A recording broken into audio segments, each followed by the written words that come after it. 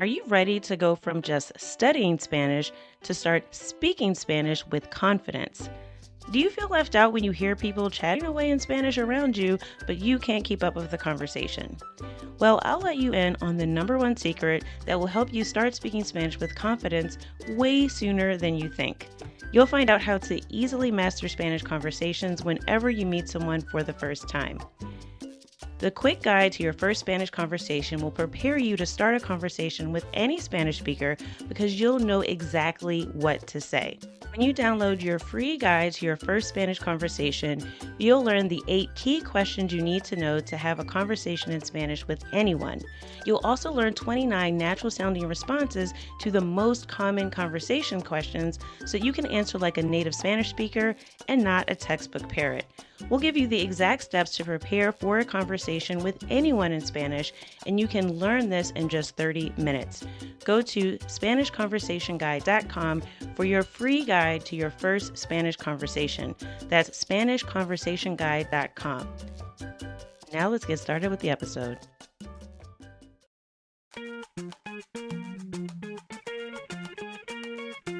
Bienvenidos. Welcome to the Learn Spanish con Salsa podcast, the show for Spanish learners that love music, travel, and culture.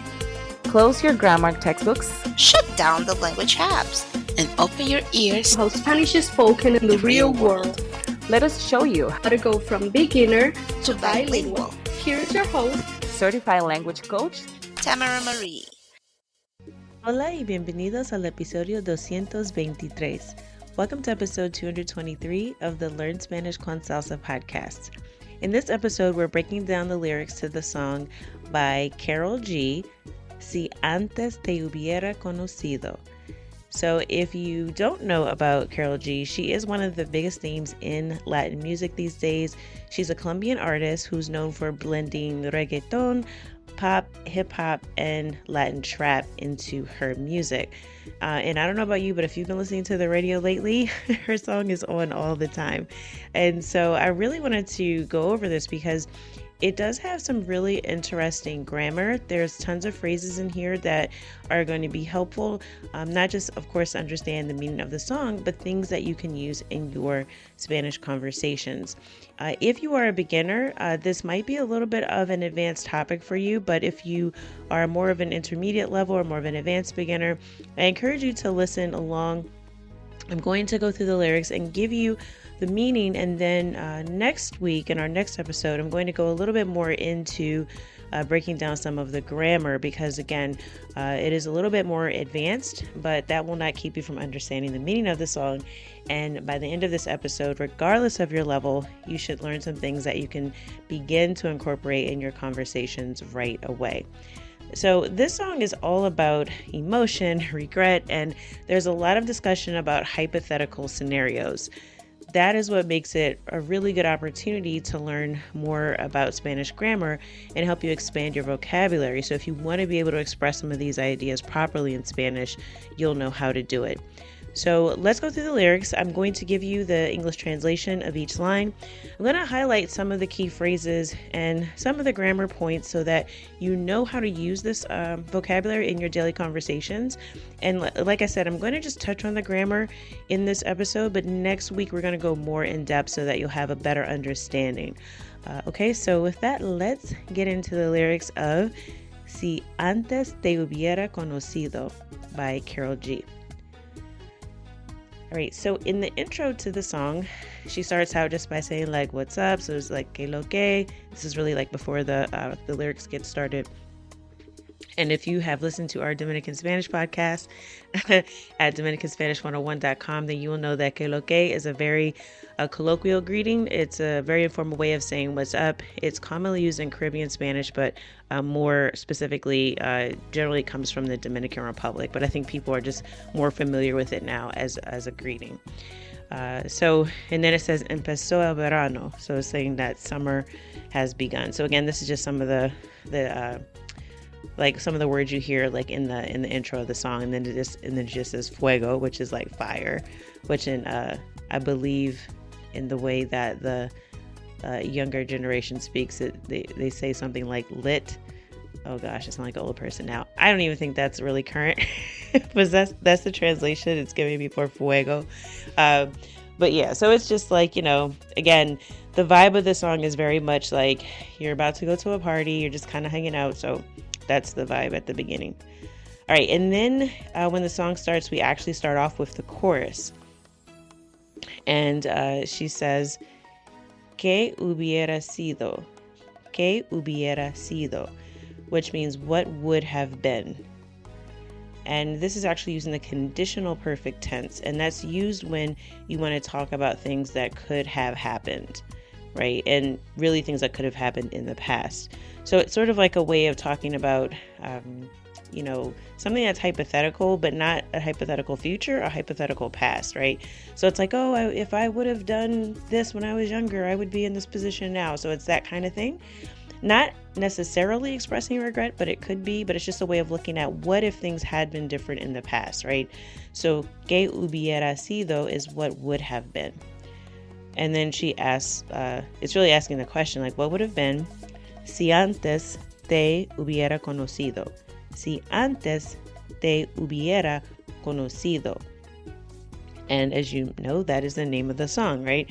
So if I had met you before, if I had met you before. And in this case, we're using the past perfect subjunctive, which isn't very, very common. But in this type of situation, again, because she's like thinking like, wow, what would have been if I would have met you before you hooked up with this girl that you're with, right? That's kind of like the rest of the song. She's like looking at them like, what if I had met you before you met her, right? So, again, not a super, super common thing, but it is definitely relevant because this does happen, right? Sometimes you are having these types of conversations, and knowing sort of how to express that properly is important. So in this case, this past perfect subjunctive is, you know that by the hubiera conocido. So hubiera comes from the verb haber, right? So which is usually more commonly used as I, like Hay in English, but I, so there is or there are. So I could say hay tres cámaras en la mesa, like there's 3 cameras on the table, something like that.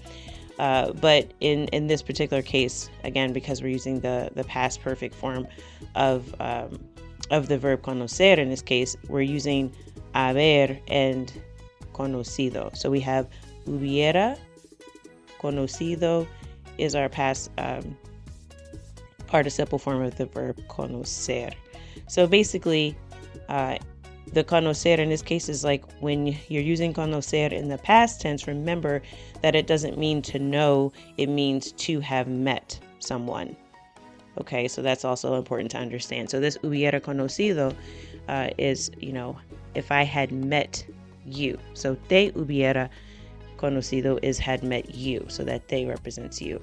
So again, we're still talking about this like hypothetical past that could have been. And then she says, seguramente estarías bailando esta conmigo. Seguramente estarías bailando esta conmigo. So she's saying, surely you would be dancing this with me. Like dancing, I guess, to this song, right?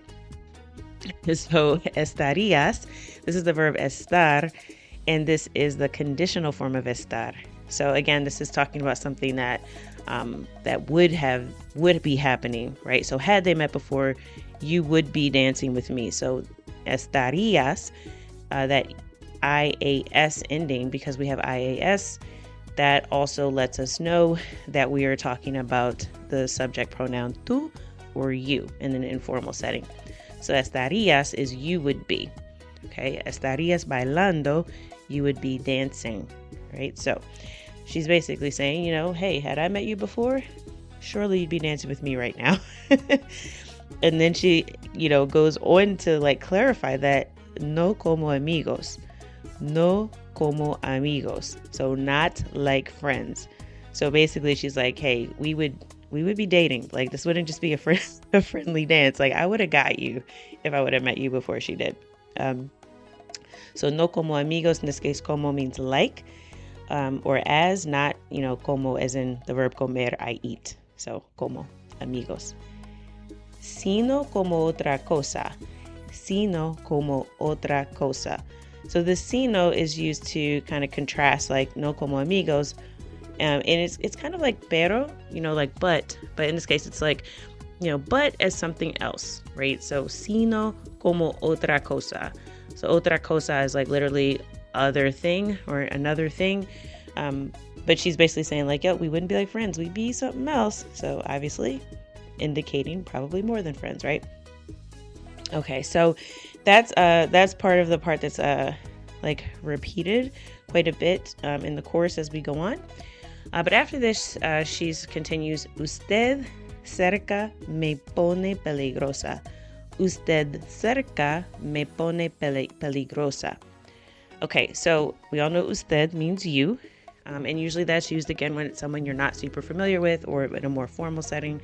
Cerca is close to. And then she says, me pone peligrosa, which in this case, this me pone is coming from the verb poner, and it's literally like puts me. And it's kind of like used to refer to something that's causing you to feel a certain way. All right. So me pone peligrosa is saying, oh, like, yeah, that makes me dangerous, right? It kind of makes me feel like doing risky things, or it's like dangerous to have you near me. All right. So she's basically saying like, just you being around me is a little bit dangerous because obviously this guy has a girlfriend, right? So she's like, this is going to get everybody into trouble. And then she says, por un besito hago cualquier cosa. Por un besito hago cualquier cosa. So for a little kiss, I would do anything, right? So besito is the diminutive of beso for kiss, which, makes it like a little kiss, right? And, the diminutive is used a lot in Spanish and informal conversation. It just kind of makes things a little bit more familiar. So por un besito, so because of a kiss or for a kiss, hago, which is the yo form of the verb hacer, which is to do or to make. So I will do cualquier cosa, basically anything. I would do anything for a little kiss. La novia suya me pone celosa. La novia suya me pone celosa. All right, so la novia suya is that girlfriend of yours, right? So suya is yours and la novia is girlfriend. So it's like, oh, the girlfriend of yours, me pone celosa. So we just talked about me pone. In this case, celosa means jealous. So that girlfriend of yours makes me jealous. Y aunque es hermosa, and although she's beautiful, so aunque is although, or even though she's beautiful, she kind of, and then after that, she kind of says a. So it's like, hey, look, she's beautiful, but she makes me jealous. And then it goes on. She starts again more explaining, sort of fantasizing about like, if I would have met you before her, this is kind of what I would do. All right. And she's basically talking about how she'd be a way better girlfriend. So she says, no te va a tratar como yo. No te va a tratar como yo. So this, in this case, tratar is the verb to treat. So she's basically saying like, she will not treat you like I would or like I do. All right. So no te va a tratar. So this te va, okay, it's like, so the te is you. So she's talking to the guy in her head, obviously. It would be really weird if she was at a party saying this to him. Anyway, so the te va a tratar, it's like the te represents you. And then va a tratar, so this is the ir a for something I'm going to do, right? So the va a, we're talking about ella or su novia, so the female.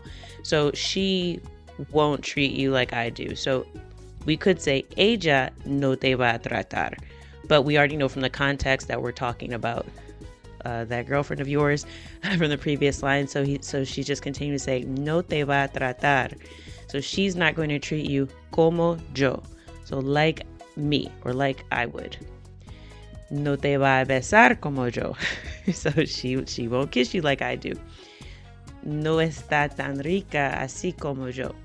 no está tan rica así como yo. So okay, usually rica means rich, but in this case, she's basically saying like I'm hotter than her, right? So she's not as good as me, así como yo. Ella no está tan rica así como yo. Ella es tímida y yo no. Ella es tímida y yo no. So she is shy and I am not.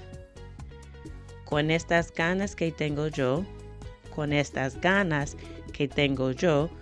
So in this case, con estas ganas is with these desires, right?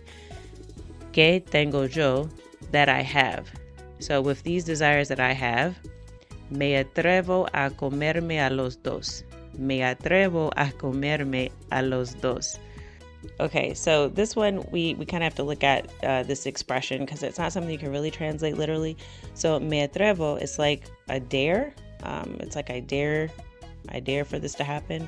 A comerme a los dos, it's like something like it will devour both of us, or it's just something that like will consume us. So it's sort of like an expression that kind of suggests indulgence in a way. And again, she's talking about like right before this, like this kind of makes me dangerous having you around me, and this desire that I have, like it's kind of putting us in this position where it'll consume both of us, right?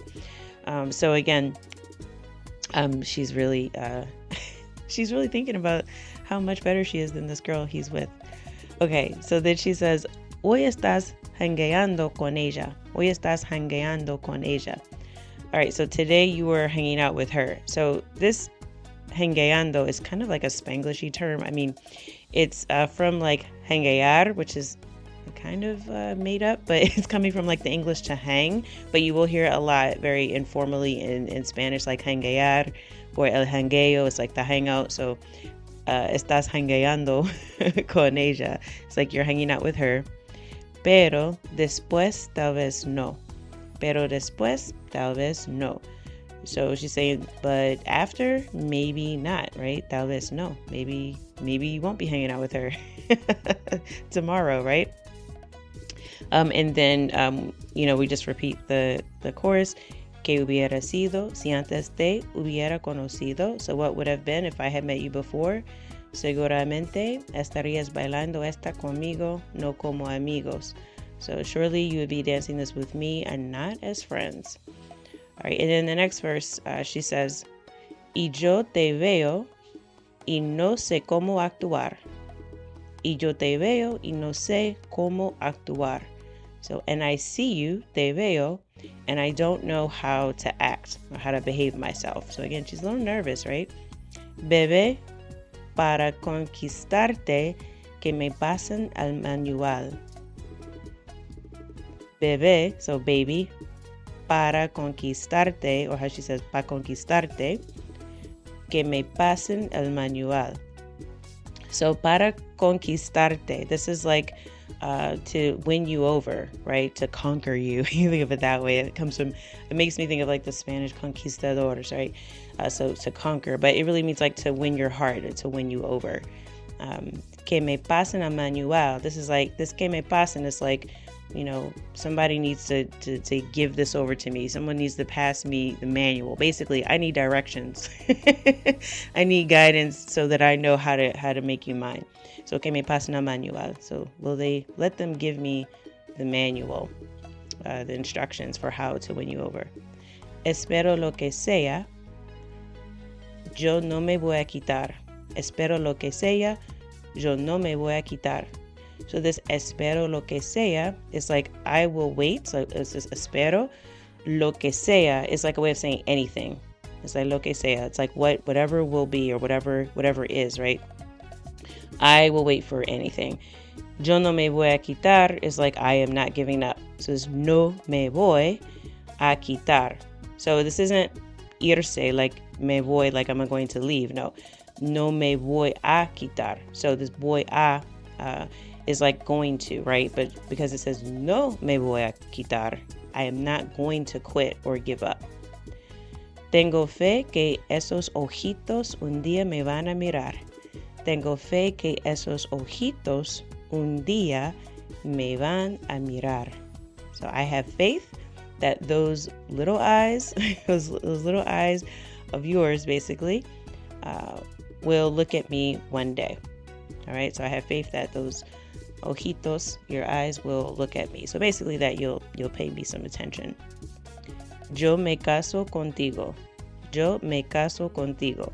So this me caso comes from the verb casarse, which is to marry, and contigo is with you. So casarse contigo is to marry you. So she says, yo me caso contigo, like I will marry you. Like, wow, we went from, if that girl would have met you, or if I would have met you before that girl did, you'd be dancing with me, to like, we're getting married. This escalated quickly.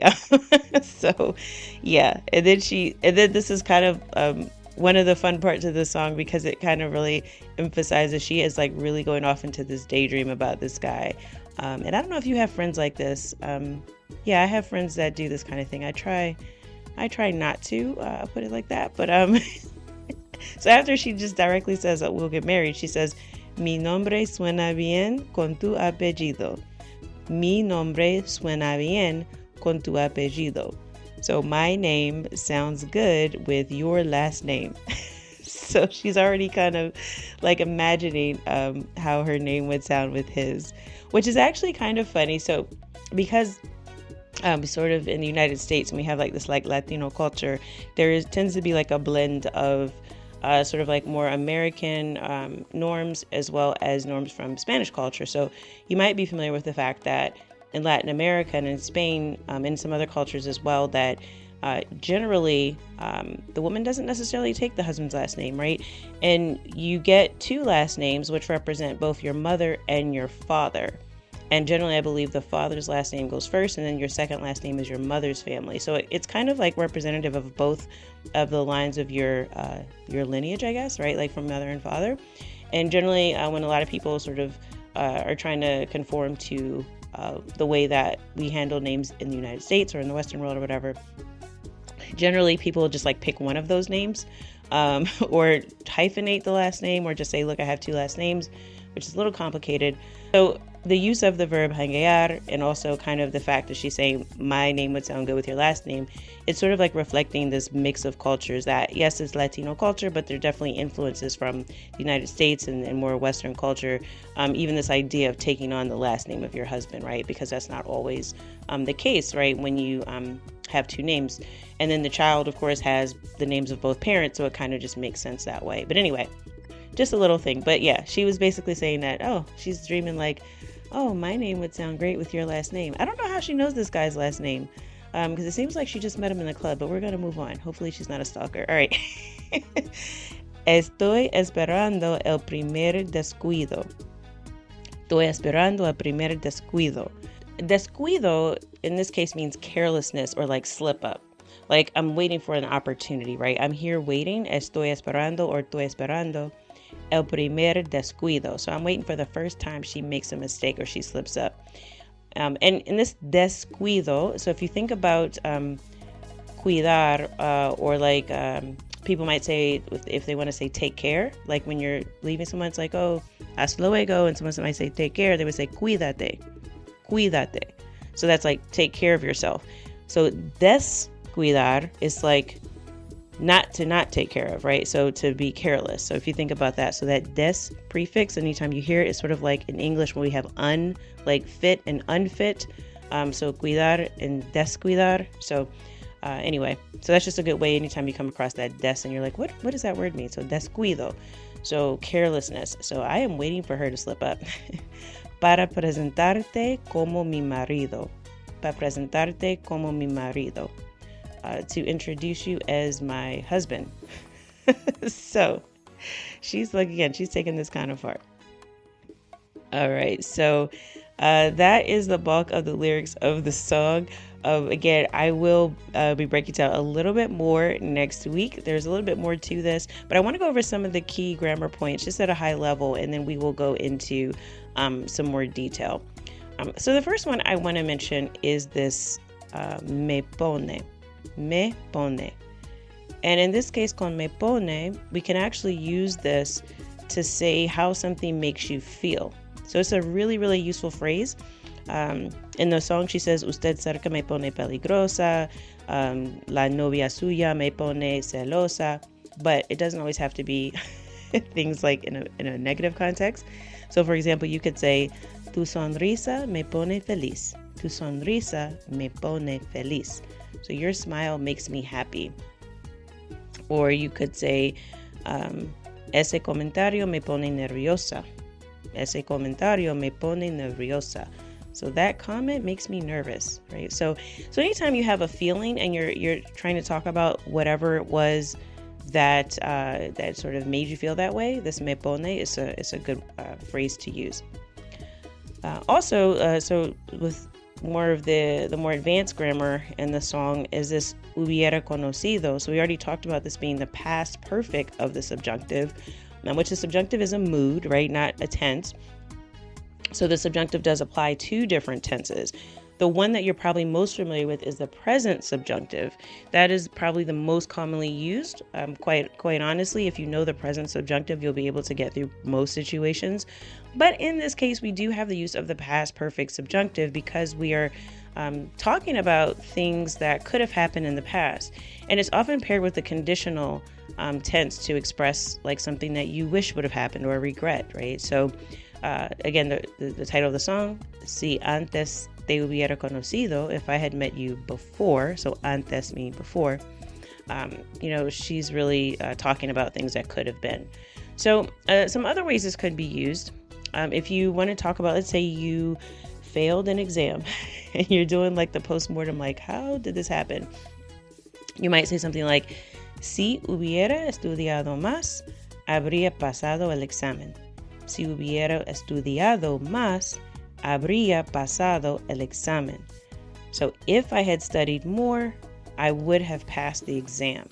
So again, we have this past perfect, hubiera estudiado, if I had studied, and this conditional sort of phrase, habría. So this is again the verb haber in the conditional. So I would have, habría pasado, I would have passed the exam. All right, so a lot of different uses of haber that you might not be familiar with, especially if you are a beginner. Another example, so we could also use this in the negative. So I could say, si no hubiéramos perdido el autobús, habríamos llegado a tiempo. Si no hubiéramos perdido el autobús, habríamos llegado a tiempo. So if we hadn't missed the bus, we would have arrived on time. So that a tiempo is on time. Habríamos llegado is we would have arrived. And no hubiéramos perdido is if we had not have missed the bus, el autobús, okay? So again, a little bit more advanced. Like I said, I will dive more into this in the next episode so that you can really be clear on when and how to use the past perfect subjunctive. I hope you've enjoyed this episode, and I hope you've enjoyed the breakdown of the song. As always, I will be putting the video so you can watch the video, listen to the song. I think it's a great song. It's pretty fun. Of Karol G's Si Antes Te Hubiera Conocido, so that you can hear the song, and hopefully now that we've gone through the lyrics, you can sort of understand it as you listen along. I always encourage you to play the song and then follow along with the lyrics and see if you're able to grasp what's being said, right? You can also write some of your own sentences and phrases with some of the vocabulary and grammar we've talked about today. And of course, singing along with the song is always fun. So hopefully you've gotten something out of this episode. And remember, as always, that practice is what is going to make you fluent. So listening to this is great. I'm glad you listened to the podcast, but I really want you to just pick maybe 1 to 3 things that you learned. Maybe it's vocabulary, something you want to jot down, take a note of, put into your flashcards, and really see if you can find a way to use this in the next conversation that you have with someone in Spanish or with a Spanish tutor, teacher, or coach. And just so you are aware, I would be remiss if I did not mention a great way to have conversations is with our one-on-one coaching as well as our Spanish Fluency Club. Make sure you go to our website, learnspanishconsalsa.com/223 for episode 223 so you can see more details about both and how you can schedule a call with our team to figure out which way is best for you so that you can improve your Spanish conversation and get to fluency and use some of the vocabulary that you learned in this episode. As always, I hope something that you heard today will take you one step closer from Spanish beginner to bilingual. Hasta la próxima. Thank you for listening to the Learn Spanish con Salsa podcast at learnspanishconsalsa.com.